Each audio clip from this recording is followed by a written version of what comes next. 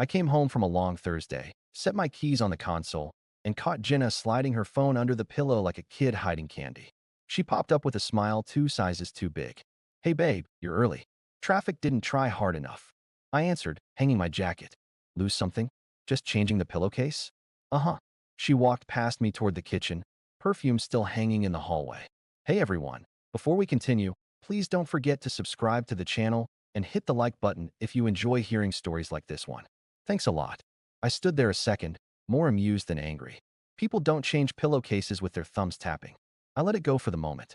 If I'd known where that little trick was headed, I would have brewed stronger coffee and slept in the guest room that night. I sat at the table while she moved pans around with more noise than food. What's the plan tonight? I asked, opening the mail. Yoga, she said. Late class at 9 o'clock. They added a new block. Must be a flexible instructor. She frowned like I'd scratched the car. I'm trying to stay healthy. I'm all for health. Just didn't know the schedule got that creative. She dropped the spatula. You're being weird. I'm being literal. We ate salmon that tasted like apology. She finished fast, barely looking up, then grabbed her gym bag. Don't wait up, she tossed over her shoulder. I won't. After the door shut, I cleared the table, put the dishes in the washer, and stared at the pillow on the couch. I didn't touch it. If she wanted to run secrets like a high schooler, I wasn't volunteering as hall monitor. I took a shower, set an alarm, and read in bed until I heard the garage door close near midnight. She tiptoed like a cartoon thief, slipped into the bathroom, and pretended to be invisible. Next morning, the air between us tasted like unasked questions. On my way to work, she leaned on the island and scrolled. Need anything? I tried. I'm fine. She didn't look up. Great. I left it alone, but mentally marked a line. When respect starts leaking, it doesn't fix itself. At lunch, I moved a chunk of our discretionary money into my separate account. Not a punishment, just clarity. Expenses stayed covered. Extras went on hold. I also set my phone to do not disturb after 10 o'clock and started planning my evenings without checking her calendar. I'm not a warden. I don't feed mystery. That night, she came home later, hair too done for yoga, energy too high for stretching. She laughed at a text while opening the fridge. Something funny? I asked. Just memes. You should frame them. She rolled her eyes. You're moody lately. We're observant. Are we going to fight about everything? I don't fight. I said. I adjust. She didn't like that sentence. Control people don't. She started stacking her week with classes and girl time. The explanations were sloppy. We added a second warm down. Brittany's car broke down again. We were planning a charity thing. Charity at 11:45 p.m.? Sure. I kept my voice calm and my schedule cleaner. On Wednesday, I told her I'd be at the shop late Saturday working on a friend's motorcycle. I thought we might go to that new place, she said. Book it with your yoga instructor. I said, friendly enough. Tell him I'll review the menu later. She stared like I just moved a wall in her house. Wow, snippy. Direct. She left in a huff. I made a steak, called my buddy Raul from the warehouse, and asked if he needed help with his side project. He did. I committed. My calendar didn't have space for guessing games. Around then, a text flashed from an unknown number. Call me. It's about Jenna. I sat with that for 5 minutes, staring at the message like it might bite. Then I dialed. Mark? A woman said, low voice steady. It's Lisa. Well, I used to be one of Jenna's close friends. I closed my office door. Okay, you don't know me, but I know enough, she said. You're a good guy. I'm not here to gossip. I'm tired of watching a train hit someone who doesn't deserve it. Say what you need to say. Jenna's been seeing a guy, she said. Clean as a cut. She took him to the Harrington on Tuesday. She told the girls she's juggling 2 lanes because she likes her options. She laughed. I didn't. I didn't jump. I didn't ask his name. I let silence do the heavy lifting. I have photos from the restaurant. Lisa went on. Nothing indecent, just not friends having salad. Why are you calling me? Because she crossed lines. Lisa said, because you've been decent to everyone in that circle. Because I wouldn't want my brother in your spot without someone telling him the truth. Send them, I said. Then delete my number from your messages. I'm not trying to stir your life, she said. If you want help, I'll help. If you tell me to lose your number, I will. Your call. Send them, I repeated. The photos landed in my inbox a minute later. Candlelight. Her hand on a man's wrist. His tie loosened, her head tilted. Both trying to look like they weren't together, the kind of together you can't stage. I saved them to a private folder and stared at the spreadsheet on my monitor until the numbers blurred. I texted Lisa. Got them. Thank you. She replied. I'm here if you need anything. And I'm sorry. Sorry. Not my favorite word, but it had weight when it came without excuses. That night, I took my pillow to the guest room. Jenna poked her head in. "Why are you in there?" she asked. "I like sleep," I said. She laughed, grabbing the mattress suddenly. Suddenly, clarity. She folded her arms. So dramatic or explicit. She lingered like she wanted to push, then thought better. Whatever. I'm exhausted. Then rest. 2 days later, she tried a new angle. I came home, and she had dinner on the table. Real dinner. Not apology salmon. She wore a soft sweater, eyes light, hair pulled back like movie sincerity. "I know I've been all over the place," she began, pouring me iced tea. "Work's crazy. I miss you." "I've been here," I said. "I know," she answered, smile almost shy. "Let's reset. No phones tonight, just us." It would have worked on the old me. I sat, ate, listened. She asked about my day, rubbed my shoulder in the hallway, laughed at one of my stories like it was the first time. For a second, I let it be simple. When she reached for my phone to put it away with hers, I saw the angle. "Mine stays with me," I said. She froze a half second, then covered it with a grin. "Paranoid much?" "Boundaried much," she sighed. "This is what I get for trying." "What you get is transparency," I said. "You offer that. This gets easy." The next afternoon at Raoul's shop, grease on my hands and the smell of cut steel in the air, my head cleared. "You look like you swallowed a battery," Raoul said, handing me a rag. "House is loud with quiet," I told him. "Fix it or step around it," he said. "Don't stand in the doorway." "I'm already moving." "Good." We worked. Manual labor sorts. Thinking faster than therapy. I drove home with a calmer nose for nonsense. On Sunday, the neighbor Tom hosted a backyard cookout. Jenna insisted we go. "Brittany will be there," she said. "She asked about you." "Did she?" I said. When we stepped into Tom's yard, Jenna turned on her hostess setting. All brightness and big gestures. She drifted to the women's circle before I finished saying hello. I grabbed a soda, nodded at Tom, and talked with a guy whose name I forgot. 10 minutes in, I heard Jenna. "Mark is very routine," she told Brittany loud enough for 3 chairs. "If the world doesn't run on his clock, he short circuits." I took a slow sip and walked over. "If the joke's about me," I said, "I prefer royalties." Brittany flushed. Jenna smirked. "We're kidding," she said. "Don't be sensitive. I'm allergic to cheap material." I told her, "If you want to roast me, I better." Tom coughed a laugh into his cup. Jenna's smile thinned. "You're making people uncomfortable," she said. "No," I corrected. "I'm clarifying. Keep my name out of your entertainment." She looked around for allies. Brittany stared at her shoes. Tom pretended his grill needed urgent prayer. I turned to Tom. "Thanks for the invite," I said. "I've got an early morning." It was 3 o'clock in the afternoon. I left without fanfare. On the walk home, I decided I was done being a prop in her living room theater. That night, I unshared my calendar, turned off location sharing, and paused the weekly auto transfers to her fun account. Bills stayed covered. Extras went to zero until further notice. I also booked a Monday lunch with a mediator to learn my logistics. I'm not impulsive. I'm thorough. Monday at noon, my phone buzzed. "Jenna, heads up. I'm doing a girls' trip Friday to Monday. Weekend in Riverbend.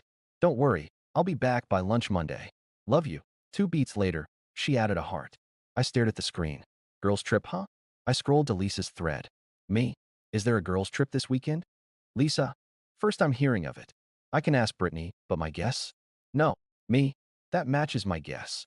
"Lisa, do you want help?" "Me? Define help." "Lisa, if she's using Monday as a glide path, flip the landing. I'll invite the girls over to your house Monday morning for breakfast and check in. We'll wait. She won't expect a room full of witnesses when she walks in with her story. No yelling, just daylight." I read it twice. It was too clean. It was also exactly my speed. "Me do it. Lisa, I'll handle the invites. If you want to make it formal, have the papers ready. This ends in clarity, not chaos." "Me. Already scheduled." "Lisa, I'm sorry you're here, Mark." "Me. I'm glad you called." I spent the next 48 hours behaving like a man with a flight plan. I met with the mediator, signed what I needed to sign, and arranged a packet with the basics. No drama. Wednesday, I put a small rolling suitcase in the primary closet with her essentials and the packet on top. I took personal items I cared about to the guest room and locked my desk. I canceled the couple's dinner we'd promised Tom next week and texted him privately. "Schedule change, rain check." He sent a thumbs up and nothing else. Good man. Thursday night, she tried a second soft landing. She came home early with takeout from my favorite barbecue place and a 6-pack of the IPA I always pick up. She set the bag on the counter with a coy smile. I've been a little scattered, she said. Work dumped 3 projects on me. I know I've been distant. I want to fix that. Noted, I said, opening the fridge. She stepped closer, arms around my waist, chin on my chest. Let me make it up to you, she whispered. Weekend after next. Just you and me. Mountain cabin. No phones. Can you afford the time? I asked. For you? Yes, she said, kissing my neck like punctuation. It was good acting, good enough to make me blink, but I didn't rewrite anything. I kissed her forehead, peeled her arms off, and walked to the sink. What's wrong with you lately? She asked, too quick to hide the edge. You're shut down. I'm paying attention. I told her. She huffed. You get weird, and then make me the bad guy? Stop creating scenes, and the theater closes. She looked at the takeout bag like it betrayed her. You don't want this? I'll eat it. I said. I just won't trade ribs for respect. She snorted. You're so dramatic. Or clear. Friday morning, she rolled a suitcase to the garage. I'll text you when we get to Riverbend, she said. Don't be needy. Won't be. I said. She paused like she expected me to beg for kisses. When I didn't, she tossed, love you, and left. I spent Friday night at Raoul's shop, then at home, putting my house in order. Saturday, I hit the gym early, mowed the lawn, and met Tom on the sidewalk. Everything cool? He asked, half squinting like neighbors do when they've heard enough to worry. It will be. I told him. Need anything? I'm covered. Sunday evening, Lisa texted. We're set for 7:30 a.m. Monday. Me, Brittany, 2 others. We'll bring coffee. You okay? Me? I'm steady. Lisa, good. You don't deserve the circus. Me? I'm done attending. At 7:20 Monday morning, I laid out plates on the island. The house was quiet in a way that felt earned. The doorbell chimed at 7:28. I opened it to Lisa in a denim jacket, hair up, eyes direct. Brittany hovered behind her, guilt stamped over her face. 2 other women from Jenna's circle, Kelsey and Monica, clutched cups like alibis. Thank you for coming, I said, stepping aside. Lisa nodded. Thanks for letting us. Brittany's voice was small. I didn't know what to do. Learning curve for everyone. I told her. We stood in the kitchen. 5 people who shouldn't be in a picture together. No small talk, no jokes, just a group decision to stop pretending. At 7:46, the garage door hummed. Voices went quiet. I looked at Lisa. She gave me one small nod. The mudroom door opened. Jenna stepped in with her suitcase, hair slightly messy, sweatshirt tied around her waist like college. She saw us and froze. The color left her face for a full 5 seconds. She didn't breathe, blink, or talk. The bag handle sagged in her hand. Morning, I said. Matter of fact. She tried a laugh that never arrived. What is this, breakfast? Lisa said, calm. We wanted to catch up. Jenna looked at each woman like counting traitors. Why are you in my house? Brittany swallowed. Our house. Their house. I don't know. We just… Jenna cut her off. I texted you last night. I ignored it. Lisa said. We're here. Jenna turned to me, eyes darting. Mark, what game are you playing? No game. I answered. How was the trip with him? She stared, lips parting and closing, words dying before birth. The silence stretched. How was it? I repeated, same tone I use for vendors who missed a deadline. Her eyes went wet, not rolling down yet, just gathering. It wasn't Mark. Please, can we talk privately? We are talking. I said. You've had a version of privacy for weeks. This is sunlight. She looked at Lisa, betrayal burning. You did this. Lisa didn't blink. You did this. We're just done pretending it's cute. Jenna's voice cracked. You promised me. I promised you no lies. Lisa said. And I kept it. I pointed down the hallway. Suitcase is in the bedroom. On top is a packet. Take both. When you're ready, leave the key on the counter. Wait. Jenna took one step, hands up like a referee. Mark, listen. I got in over my head. I pushed you away. I'm sorry. I can fix it. You can fix you. I said. The rest is out of inventory. I love you, she whispered. You love comfort. I replied. You love options. You love applause. You didn't love me enough to tell the truth. She tried to move closer. I lifted a hand, palm down. Not a stop sign, just gravity. She froze. We can go to counseling, she blurted. We can reset. I'll quit everything. Your words lost their credit line. I said, this is cash only, and you don't have it. A tear finally dropped. Please don't do this with them here. This is exactly where it belongs. I told her. I said no more shadow games. She looked at Brittany for help. Brittany shook her head, voice tiny. I'm sorry. Jenna swallowed hard. anger flaring under the panic. You all think you're saints. No, Lisa said, steady. We just stopped letting you sell stories. Jenna's breathing sped, but she caught herself, turned, and walked the short hallway to the bedroom. The room went quiet except for the distant zipper of reality closing. Brittany whispered, I feel sick. You're doing the right thing. I said, we heard drawers. 2 minutes later, Jenna reappeared with the suitcase and the packet clutched like a life vest. You won't get what you think from this, she said, voice thin. You'll end up alone and bitter. I'd rather be alone than hired. I answered, leave the key. She put it on the counter with more force than needed. She looked at me one last time, eyes a mess of anger and plea. I never meant to hurt you, she said. I never offered you my back. I replied and nodded toward the door. She grabbed the suitcase handle, wheeled it to the mudroom, and left. No slam. She knew that would be too small for the moment. For a long beat, nobody spoke. Then I exhaled. Thank you. I told the women, meaning it. I know that wasn't easy. Lisa set her coffee down. Hard doesn't mean wrong. I looked at Brittany. You okay? She nodded, shaky. I didn't see how deep it went. I'm sorry. Apology accepted, I said. You showed up. That matters. Kelsey wiped at her eyes. What now? Now I make breakfast, I said, pulling eggs from the fridge. And next weekend, if you're free, I'm throwing a party. Nothing crazy. Some music, a grill, a backyard that doesn't lie. Consider yourselves invited. Lisa arched an eyebrow. A freedom party. Call it a reset, I said. Saturday at 6. They exchanged looks and gave small, relieved smiles. Brittany sniffed. I'll bring pie. Perfect, I said, cracking an egg into the pan like flipping a page. The week moved like a machine. No spectacle, no public postings. I told Tom there had been a change. He nodded, said he had an extra cooler if I needed one for Saturday. Raoul grinned and offered to handle the grill. I slept in the guest room out of habit, then realized I could move back to the primary. I did. The bed felt like mine again, which told me more than all the arguments we never had. Saturday came. By 5, the backyard hummed. Tom was setting up lights across the fence like a neighborly runway. Raoul flipped burgers like a surgeon. Lisa arrived with a bowl of something green and sincere. Brittany carried pie, eyes red but smiling. Kelsey and Monica showed up with chips and a promise to behave. A couple of my guys from the warehouse came too. Good men who don't ask for details. I pulled Lisa aside near the porch. You okay? I asked. She looked up, smile, small but real. I am now. Thank you for Monday. I told her. That took spine. I kept waiting for someone else to do it, she said. Then I realized I was someone. You were. We stood there a second, the kind of quiet that isn't heavy. She touched my arm. There's something I should say, she began, then stopped, choosing words like careful steps. I liked you before any of this, just as you are. I never said anything because lines matter. I still don't want to cross when you're not ready to cross. But if you ever want to try dinner, real dinner, with honesty, I'd show up. I leaned on the railing. Let the air move through that. You're direct. I figured you'd appreciate it. I do, I said. And yes, let's try dinner. Slow. No theater. No theater, she echoed, smile, touching her eyes properly this time. She released my arm and headed back to the table. Raoul yelled from the grill. Boss, you want cheese, or you trying to impress people? Cheese, I called. Always cheese. Laughter loosened the backyard. The lights looked good. The air felt clean.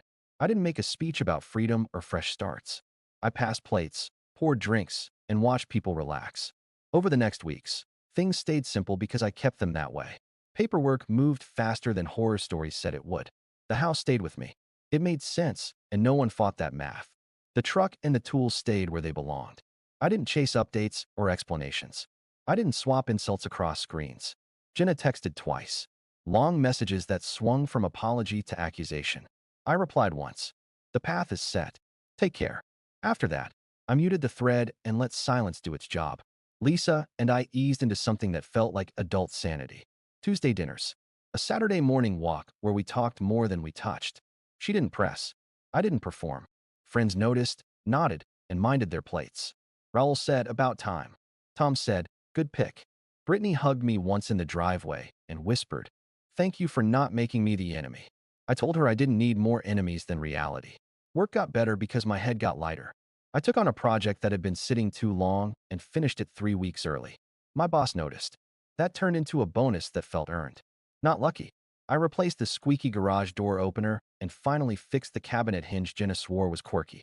Quirky got old fast when it's your hinge. About Jenna, There's not much to say, and that's the point.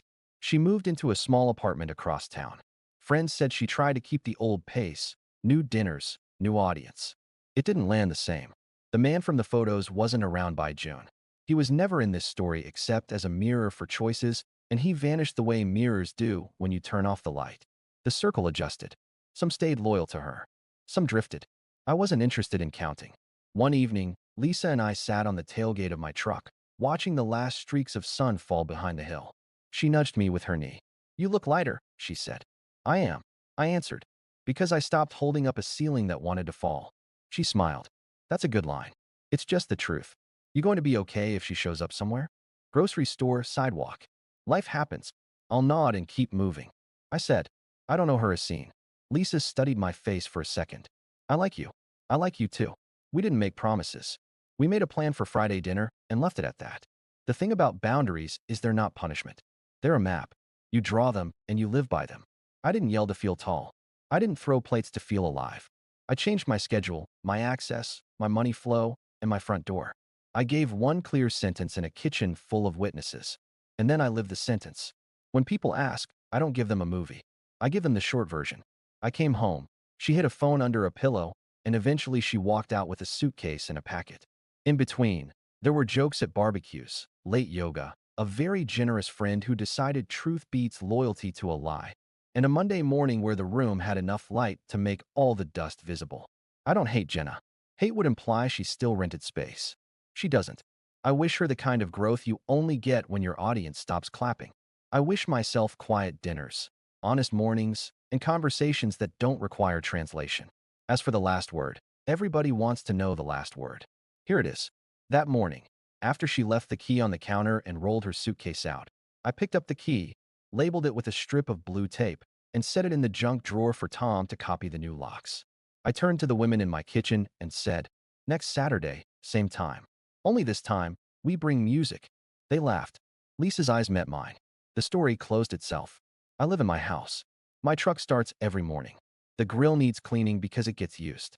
The guest room is for guests again. I have a woman in my life who doesn't need to perform to feel seen. I see my friends more. I sleep harder. And when I pass the couch pillow, I smile. No secrets under it anymore. Just a couch. Just a life that fits my name. What do you think about this story? Let me know in the comments. Drop a like, and don't forget to subscribe for more real-life stories.